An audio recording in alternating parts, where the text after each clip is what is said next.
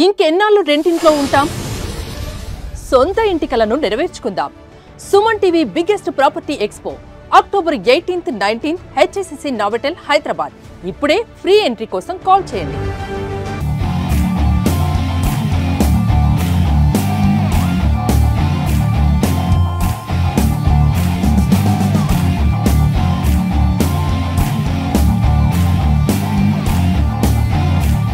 Right, welcome to Suman TV. నేను మీ చందు యాదవ్. మరికొన్ని గంటల్లో జరగనున్న దాయాది పోరుకు సర్వత్రా ప్రపంచం అంతా కూడా ఆసక్తిగా ఎదురు చూస్తూ ఉంది. దీనికి సంబంధించి India versus Pakistan Asia cup చరిత్రలోనే 41 సంవత్సరాల్లో ఇండియా వర్సెస్ పాకిస్తాన్ ఫైనల్లో తలపడడం ఇది మొదటిసారి. అయితే ఇప్పటికే 2 మ్యాచ్లు ఇండియా వర్సెస్ పాకిస్తాన్ ఆడి ఆసియా కప్లో చూసుకున్నట్లయితే 2 కూడా ఇండియా వన్ సైడ్లో అయితే గెలిచేసింది.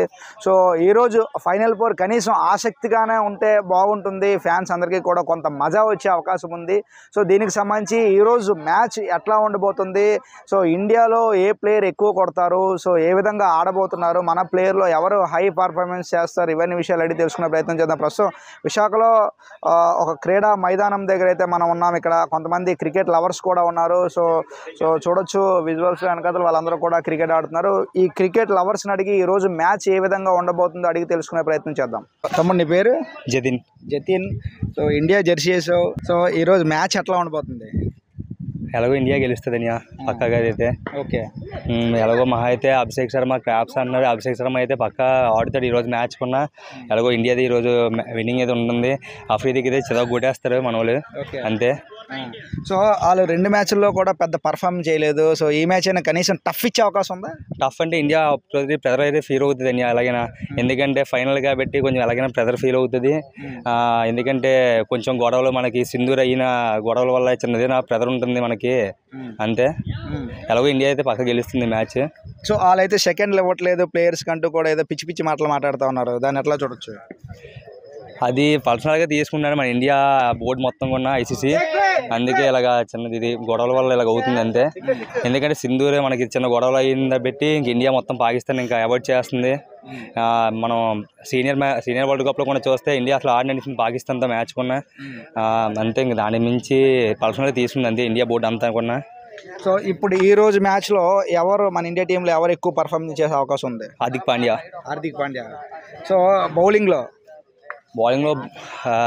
బుమ్రా, కుల్దీప్. ఈవినింగ్ అయితే మ్యాచ్ చూస్తావా?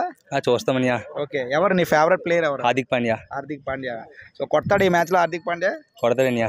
ఓకే, కప్పు అయితే మందేనియా కప్పు. ఓకే, నువ్వు చెప్పు బ్రదరు, ఈవినింగ్ మ్యాచ్ ఎట్లా ఉండబోతుంది? మామూలుగా ఉండదండి, దోవలు తీర్చేస్తారు. ఎందుకంటే ఇండియా అంటే ఇండియా. ఎందుకంటే పాకిస్తాన్ వాళ్ళకి ఎన్నో మాటలన్నా ఇండియా సైలెంట్గా ఉందంటే కారణం ఇండియా అంటే గౌరవం ఉండబట్టి. అంతేగాని అలాగే గణలెట్టడాలు ఇలా చూపించడాలు ఏవి చేయలేదు మన వాళ్ళు. అంటే ఒక కంట్రీ మీద మంచి రెస్పెక్ట్ ఉండబట్టి అలా ఉన్నారు సైలెంట్గా. మ్యాచ్ అంటే చెప్పవసరం లేదు, ఇండియా ఇప్పుడు విన్ ఆఫ్ ద మ్యాచ్. ఎందుకంటే 5 మ్యాచ్లు గెలిచి వచ్చారు, తెలిసిందే కదా. ఇప్పుడు వచ్చి మనకు వాళ్ళు టఫ్ అవ్వలేదు. ఎందుకంటే వాళ్ళు చిన్న పచ్చగోళ్ళు పిల్ల పచ్చలు ఆటలు ఆడినట్టు చూపించడాలు అన్నీ చేయడాలు అది కరెక్ట్ కాదు. ఒక కంట్రీ అంటే గౌరవం ఉండాలి, మనకు ఆ గౌరవం ఉండబట్టి ఏమనట్లేదు, అది వాళ్ళు తెలుసుకోవాలి. ఈ రోజు మ్యాచ్ కనీసం అంటే 2 మ్యాచ్ల్లో వన్ సైడ్ అయింది. ఈ రోజు మ్యాచ్ కనీసం టఫ్ ఇచ్చే అవకాశం ఉందా మనకి? ఉంటే ఇంకా బెస్ట్. ఎందుకంటే టఫ్ ఉంటేనే ఆ మ్యాచ్లో థ్రిల్లింగ్ అని ఉంటుంది. టఫ్ లేదు ఎలా ఉంటుంది అంటే చూడు, మొన్న అయింది కదా బంగ్లాదేశ్తోని, సింపుల్గా అయింది మ్యాచ్. అది అంత కొట్టారు, సూపర్ ఓవర్లో ఓడిపోయారు, ఇప్పుడు 2 వికెట్లు పడిపోయాయి. అలాగే ఉంటుంది. ఈరోజు మన ఇండియన్ టీంలో ఎవరు మంచిగా పర్ఫామ్ చేసే అవకాశం ఉంది? నాకైతే కెప్టెన్ ఆడితే బాగుంటుంది అనిపిస్తుంది, సూర్యకుమార్ యాదవ్. ఎందుకంటే 3 మ్యాచ్ల నుంచి ఆడట్లేదు సరిగ్గా. అది కెప్టెన్ వల్ల లేదంటే ప్రెషర్ వల్ల తెలియట్లేదు, కానీ ఆడితే సూపర్గా ఉంటుంది. ఎందుకంటే shorts, ranger shorts, cut shorts చాలా బాగా ఆడుతుంది. ఈరోజు మనం ఫస్ట్ బ్యాటింగ్ తీసుకుంటే ఎంతవరకు స్కోర్ చేసే అవకాశం ఉంది? నాకైతే 200+ అయితే బాగుంటుంది అనిపిస్తుంది. ఓకే, మరి 200+ అంటున్నా, వాళ్ళు కొట్టగలరా కనీసం? అలా 120 అలవాటు అయిపోతున్నారు. ఎందుకంటే 3 మ్యాచ్ల నుంచి చూస్తున్నాం కదా, పెద్ద ఏం లేదు, టఫ్ ఇచ్చింది. 130కి 122కి అలాగా వికెట్లు పడిపోయే అవకాశాలు కూడా ఉన్నాయి.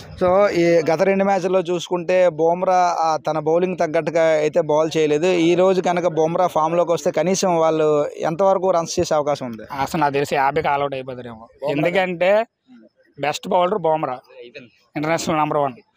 కానీ అంత పెద్ద బౌలర్ వేయలేకపోతుందంటే నాకు తెలియట్లేదు, కానీ మంచి బౌలర్. వేస్తే రిధంలో ఉంటే మాత్రం కంపల్సరీ బాగా వేస్తాడు. ఆ బౌలర్ ఇంక వేయట్లేదు, వేస్తే మాత్రం ఇంక మిగతా బౌలర్ కూడా ఏ అవసరం లేదు, వికెట్లు మాత్రం గట్టిగా పడిపోతాయి. కిరణ్ అని. కిరణ్, ఎట్లా ఉంటుంది ఈరోజు మ్యాచ్? వన్ సైడ్ అయిపోద్ది అనుకుంటున్నాను.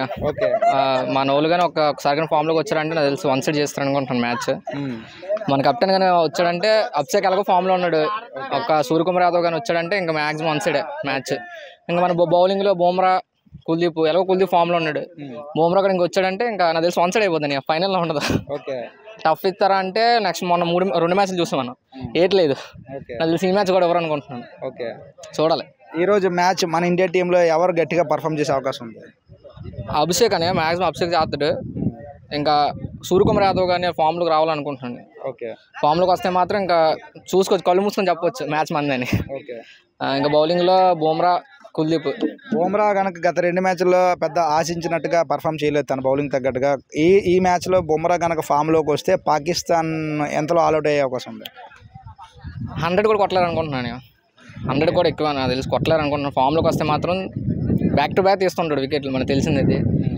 ఇంకా బ్యాక్ టు బ్యాక్ అంటే నాకు తెలిసి ఆ ఓపెనర్లు కూడా పాకిస్తాన్ ఓపెనర్లు తప్ప ఇంకా ఎవరో బాగా ఆడట్లేదు. ఇంకా లాస్ట్ 2 మ్యాచ్లు చూసాం కాబట్టి పెద్దగా ఏమి ఉండదని నాకు తెలిసి, పోటీ ఉండకపోవచ్చు. నేను పాకిస్తాన్ సీనియర్ ప్లేయర్స్ ఇంజమామ్ ఉల్ హక్ మొన్న మాట్లాడుతూ అభిషేక్ శర్మ బ్యాట్లో చిప్ పెట్టాడు, అందుకే ఆయన రన్స్ చేయగలిగాడు అని అన్నారు. దీన్ని ఎట్లా చూడొచ్చు?